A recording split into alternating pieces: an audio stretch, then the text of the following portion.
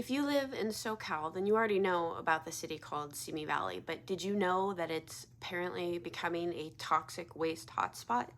Earlier this year, under an emergency order by Governor Gavin Newsom, the Palisades and the Altadena fire debris ended up at the Simi Valley landfill.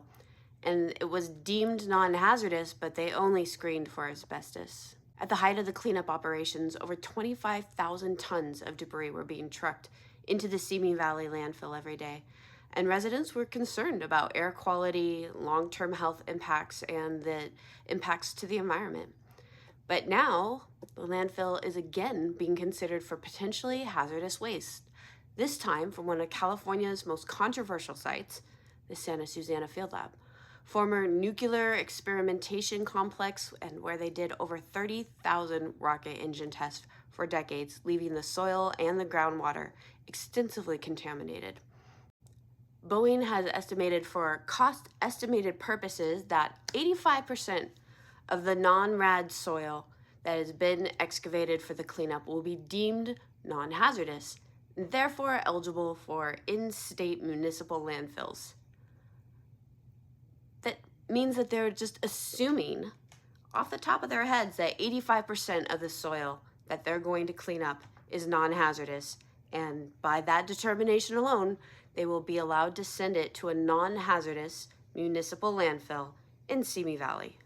The Department of Toxic Substances Control, or DTSC, has requested that Boeing justify this seemingly random number, and Boeing's response?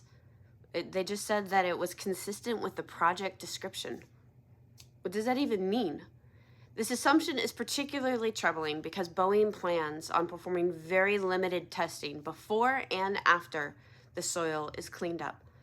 DTSC's final statement of basis, which is the document that we have to comment on now if we want to stop this whole plan, that'll be what determines if Boeing has to do more rigorous testing or if they're allowed to just send their best guess of hazard waste into Simi landfill, Azusa landfill, and other California municipal landfills, as it'll be deemed as safe as the non-hazardous fire debris from the Altadena and Palisades fires, which obviously they've been finding is not safe.